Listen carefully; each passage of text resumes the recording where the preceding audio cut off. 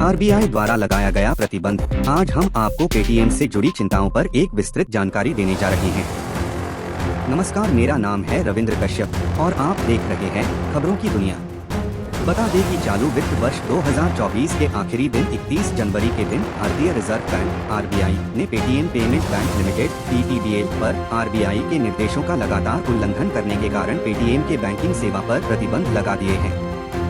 PPBL के संचालन में पहचानी गई कमियों के कारण आरबीआई ने पेटीएम बैंकिंग सेवा पर यह कार्रवाई की है। पीपीबीएल पर बैंकिंग सेवा क्षेत्र के अनिवार्य शर्तों के उल्लंघन, मापदंडों और नो लोड कस्टमर केवाईसी मानदंडों, ऑनबोर्डिंग प्रक्रियाओं और रिपोर्टिंग आवश्यकताओं से संबंधित कुछ नियामक मानदंडों को पूरा करने में विफल रहा। पीपीबीएल के सिस्टम में गड़बड़ियों और तकनीकी कमियों के बारे में चिंताएं जताई गयी, जो संभावित रूप से डेटा सुरक्षा और वित्तीय स्थिरता को प्रभावित करती हैं। आरबीआई ने पीपीबीएल के शासन प्रथाओं और आंतरिक नियंत्रणों को लेकर चिंता व्यक्त की। आरबीआई ने 1 मार्च 2024 से प्रभावी पीपीबीएल पर निम्नलिखित प्रतिबंध लगाए हैं।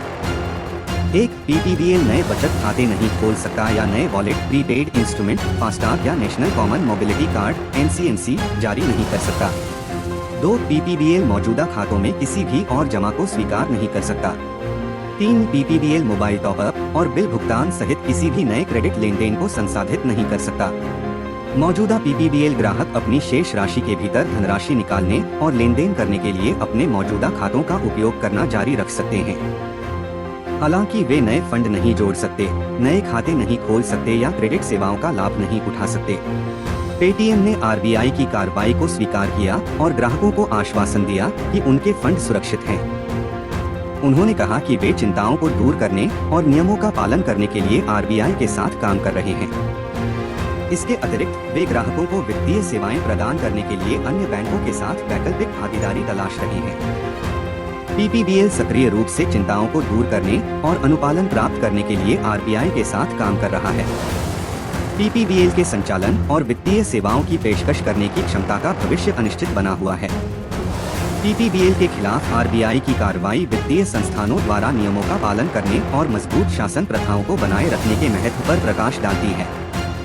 मौजूदा ग्राहकों पर प्रभाव महत्वपूर्ण है और पीपीबीएल का भविष्य अनिश्चित है। भारत में व्यापक फिनटेक परिदृश्य के लिए स्थिति और इसके प्रभावों की निगरानी करना आवश्यक है। बने रहें खबरों की दुनिया के साथ। धन्यवाद।